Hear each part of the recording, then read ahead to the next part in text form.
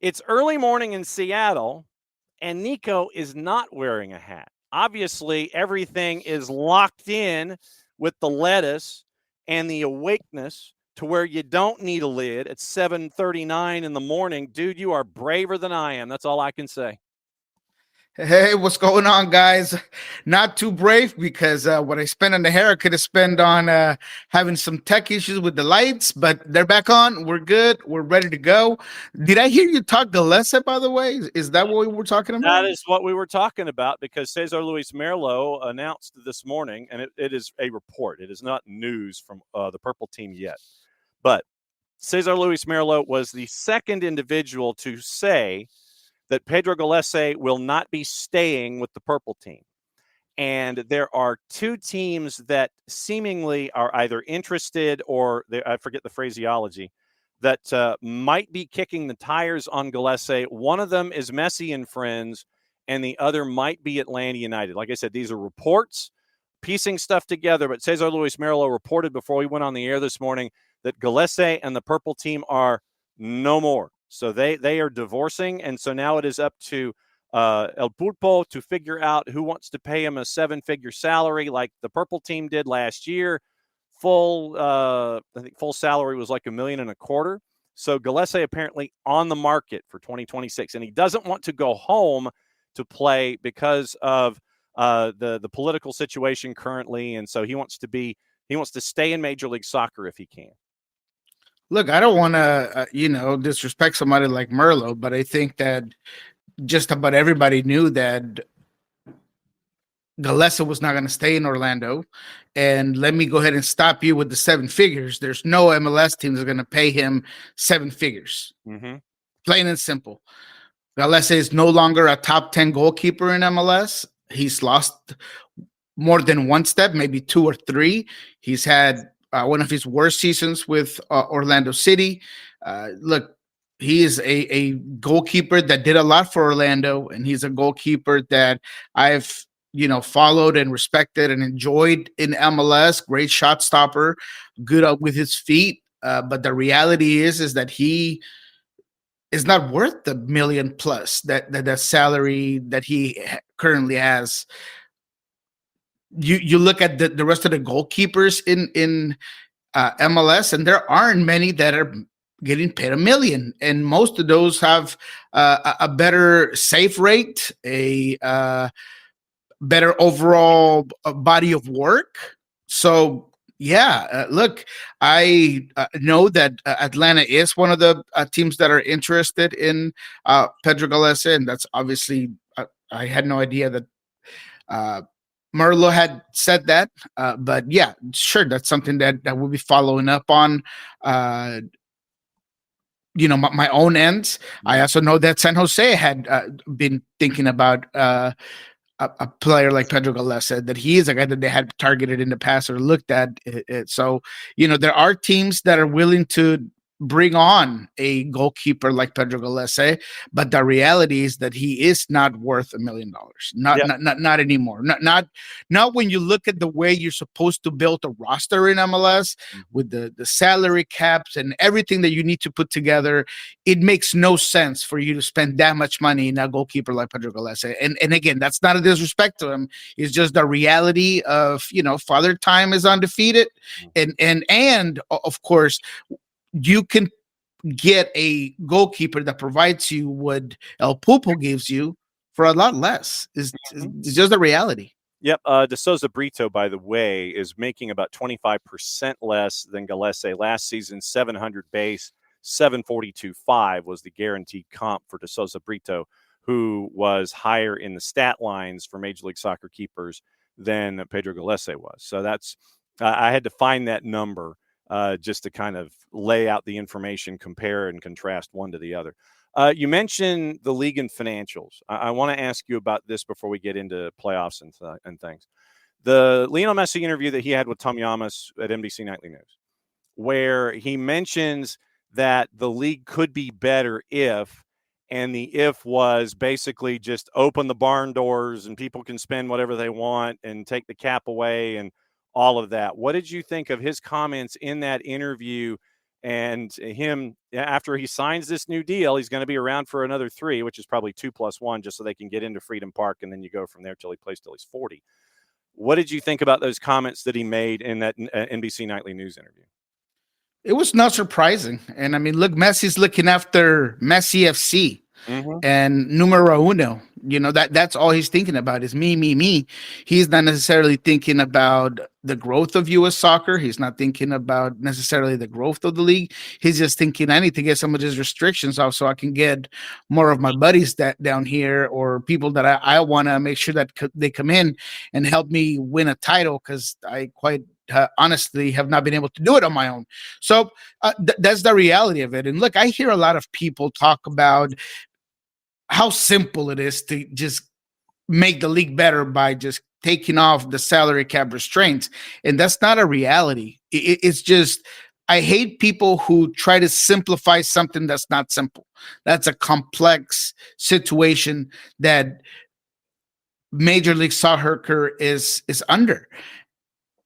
And look, beyond anything that people try to stigmatize and talk about, we're just trying to keep parity and we're trying to keep the league poor and keep it mediocre.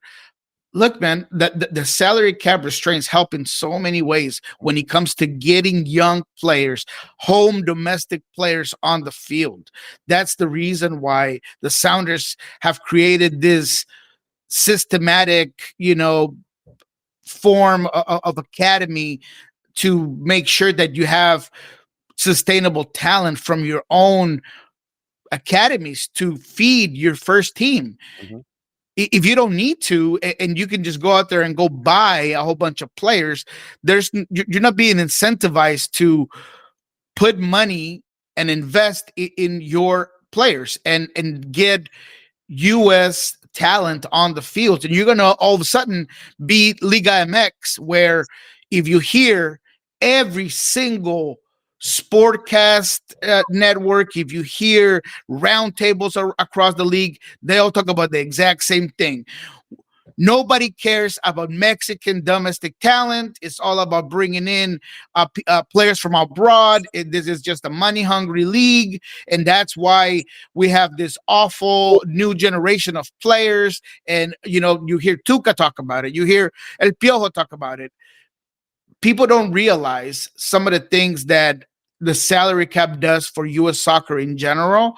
And that's fine. Everybody, is entitled to their own opinion, but there are things bigger than just MLS that are being amplified and they're being helped out by the salary cap restraints. Yeah, and that's one of the things that, look, I figured sooner or later you're going to be adding that 4th DP. I figured you're going to at some point. Exactly. And so, that way it's an incremental step, and it's not something where you sit there and you go, well, yeah, let's just blow the doors off the whole thing. And then those who are going to spend are going to spend, and those who aren't. And you're going to sit there and go, well, if you ain't spending, then that's your problem. When in reality, if you were to just take that 4th DP slot, just go ahead and add it, because you figured that was where Messi and friends were going anyway with their creative financing. It's like, look, just go ahead and add it. Everything will be fine. And then maybe add a little bit to the cap itself, but make sure that you add a floor as well, so you guarantee minimum spending in addition to maximum spending with that new cap when you add that 4th DP. Absolutely, John. And that is holding on to the pillars and the things that have made a league that's 31 years old, John. 31 years old. Be looked at beyond Liga MX, that is substantially been in existence longer, that it was pronounced as a top 10 league in the rankings by FIFA, that has grown as much as it has. You have to be able to credit and value the good things about MLS and know that there's improvement to be made. And that's what you're doing. But you can't shit on the system and just act like, take what you hear from certain people that have no idea, that don't follow the league, that are just thinking that the Yankees are ruining soccer with the way that they're doing their things, when in reality, a lot of the things that MLS is doing, including the MLS Next Pro and those sort of development leagues, there's all the other leagues that have not been doing it. Now they want to do it. Mm-hmm. Now it sounds like a good idea, right? Because the United States is getting so much product out abroad, and they're starting to see what the value is. So don't give me none of that. Don't try to sit here and gaslight me that the way you've been doing it is just so much better because it's the old way of doing things. It's not. It's okay to improve. And I think that as long as MLS continues to hold on to what has been working, the things that have helped out both, not just the league, but the development of soccer within the youth system in the U.S. as a whole, that's what you need to do. Try to keep those things and continue to improve. I didn't mean to get you this fired up this morning. Yeah, man. It might be the coffee, man. This is my third cup. Oh, it's your third cup? Wow. Okay. So now I know that when you pass 2, and you head toward 3, I know that you're going to get incredibly fired up. I mean, that's I know how this goes now. All right. Because we do need to talk playoffs. And I do want to get into what happened against Minnesota. I have never seen, it's been a while, but I have never seen so many posts being hit in any PK round post crossbars than I did in the Seattle Minnesota game at the end. Goalless draw. You figured that was what Minnesota does. That's their MO, and you knew that's what you were getting into. What are your takeaways from match day 1 in that series? There's a lot of takeaways. So because I know that we are trying to make sure that we stay on task and on time, let me just give you the top 3. Number 1, I think that Seattle played a good game. I thought that they created opportunities. I thought that obviously you got to credit Minnesota for what they do. I'm not someone that's going to sit here and tell you that they're destroying the game, that, that sort of soccer is just not allowed. At the end of the day, it's about getting your team and giving your team the best chances to win.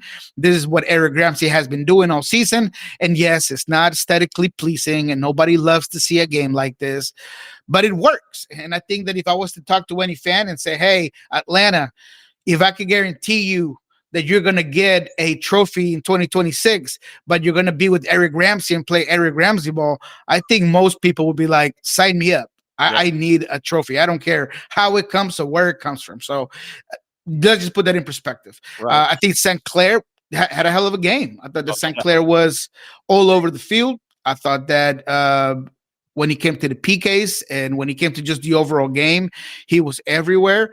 But I don't think that there's a lot of stuff that Seattle needs to change necessarily. I think maybe Georgie Manungu starting in at home would be nice to see. I thought Paul Rothrock did not have his best game in this one. And I just think that Georgie Manungu's defiance on the ball, his one-on-one abilities, the way he stretches out defenses, some of his creative play in a very unorthodox Georgie type of way would, create some interesting opportunities for Jordan Morris, who didn't get a lot of opportunities necessarily in front of goal. He ended up creating some for Danny Musovski there at the end of the game.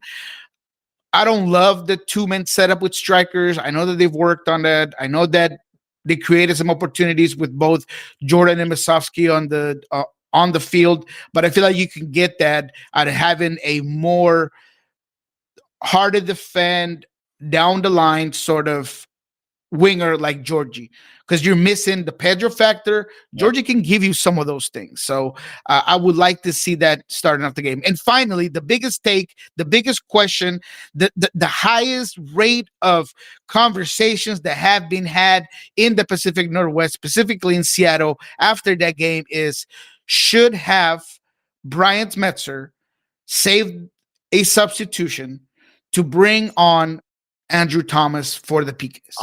Okay. And that I can agree with. Okay. I really think that if you have a penalty kick specialist, someone that demands respect when it comes to PKs, the way Andrew Thomas does, that has been there, done that did it against Cruz Azul have done it against some of the biggest challenges that this team has had. I think that you got to give him a shot. And if you're going to go out and you're going to be eliminated in the first round, you got to have all your cards on the table. You have to let it all out with your best of the best. And I think that Andrew Thomas gives you that. And as much as Stefan Fry is a phenomenal goalkeeper, and I still believe that he is the rightful starter for this team, he's just not good at PKs. And that's okay. That's all right. Shaq was the most dominant player in the NBA, but you knew he couldn't shoot a free throw to save his life. It's just part of the game. Stefan Fry is one hell of a goalkeeper, but he cannot.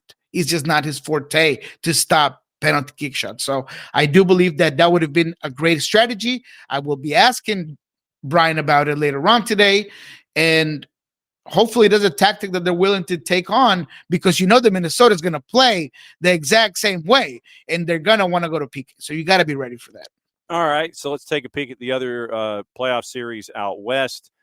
LAFC, we talked about a little bit in hour number one. LAFC took a little while, but they got past plus 619 Austin, 2-1 on a late deflection goal. And I know that Austin was looking for an offside flag to come up, and it didn't come. So you end up with Vancouver taking care of business. You end up with LAFC needing a while before they take care of business. And then you end up with your series as well. So, you look at the rest of the West. Has anything else? We'll get into the East in a second when it comes to the activity of the home sides, but the home sides took care of business in the first go round for the most part. But you look at San Diego, they win at Portland. San Diego seems to play worse at the Murph Dragon than they do on the road. What did you think of the other three series?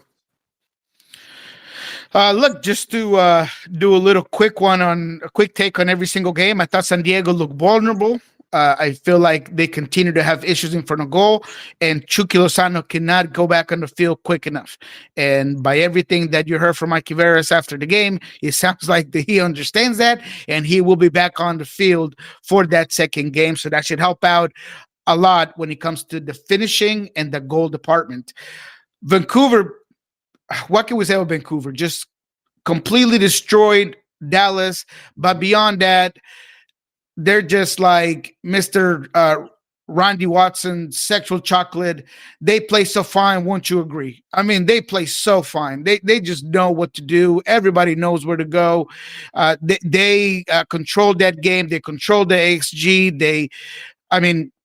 It was as complete of a performance as you can have in the playoffs. And that's Dallas with all of their guys back on the field. So I just think Vancouver, and I put my bracket, by the way, on the post to come and see us right now, of course, in Soccer Down Here. I have Vancouver winning the whole thing.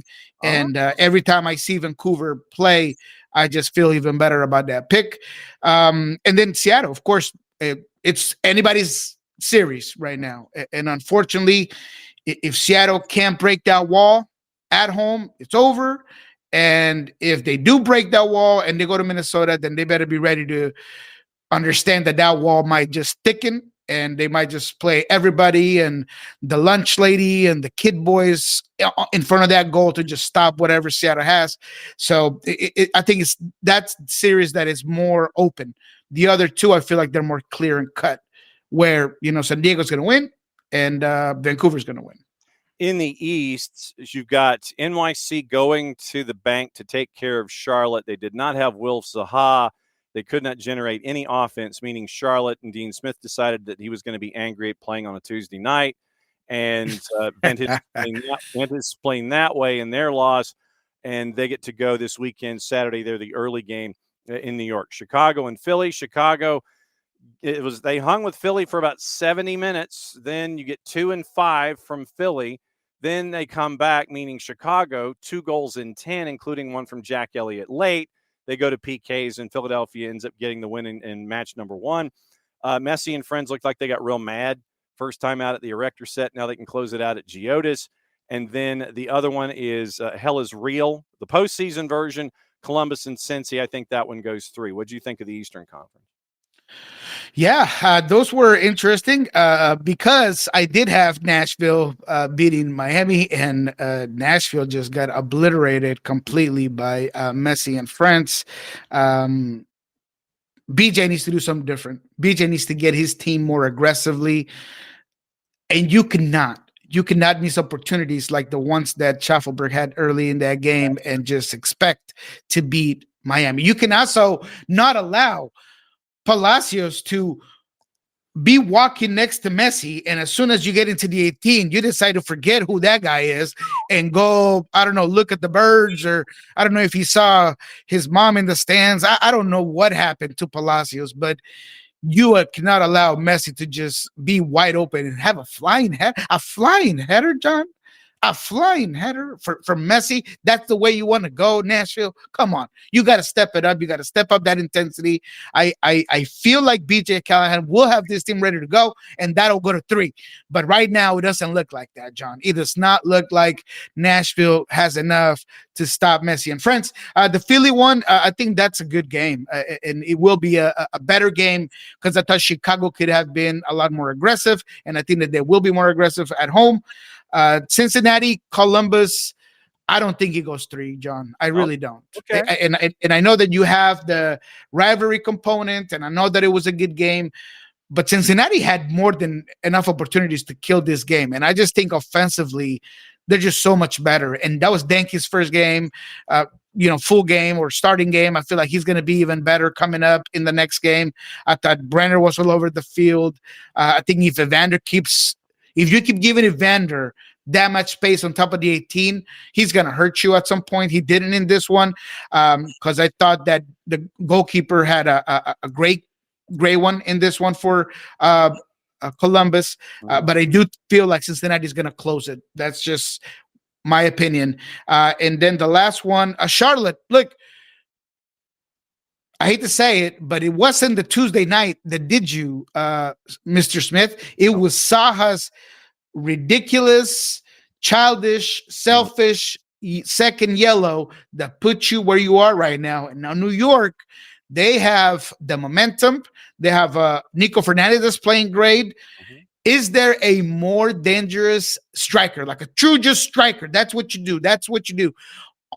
With the ball at his feet than Alonso Martinez? I don't think so. That goal was phenomenal. I mean, that goal, he done shook you off your socks. It was just great. The finish was even better.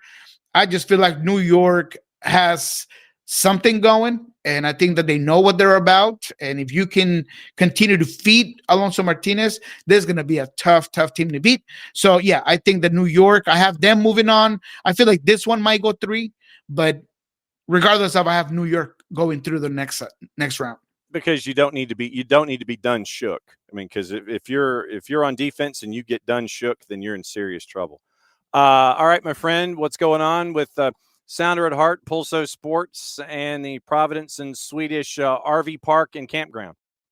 That's right. Yeah, we're obviously going to have a big show tomorrow. And what we learned this week with Jeremiah O'Shan, we're going to be talking about the upcoming game here on Monday, the huge game here at home against Minnesota United. We'll talk about what we see today and what we see tomorrow. Are there going to be any change in the tactics? Do we see the lineup being any different? What are the chances of the Sounders finally breaking down the Great Wall of China that Mr. Eric Smith puts around St. Clair's goal? So all of that is going to be on Friday.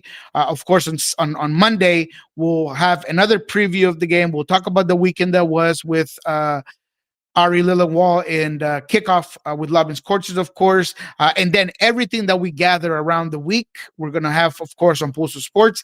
And I should be doing either today or tomorrow some sort of open mic. I've been getting a lot of followers asking me if I'm going to do open mic there on X. So I will be doing one of those at some point today or tomorrow in the afternoon. As always, my friend, great to see you. And it is fantastic to get you on your third cup of coffee because you get us the E rating.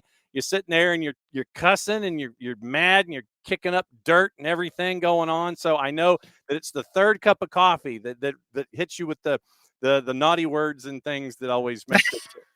I mean, look, we always like when Jarrett comes in. Jarrett is more than happy to sit there and spread naughty words and give us the E. So it's all good. It's always fun to see you, my friend. We'll be watching match days 2, and we'll catch up with you on the flip side as we head toward match days 3 in the opening round. Great to see you, my friend. Good to see you, boss. Have a good All one. right.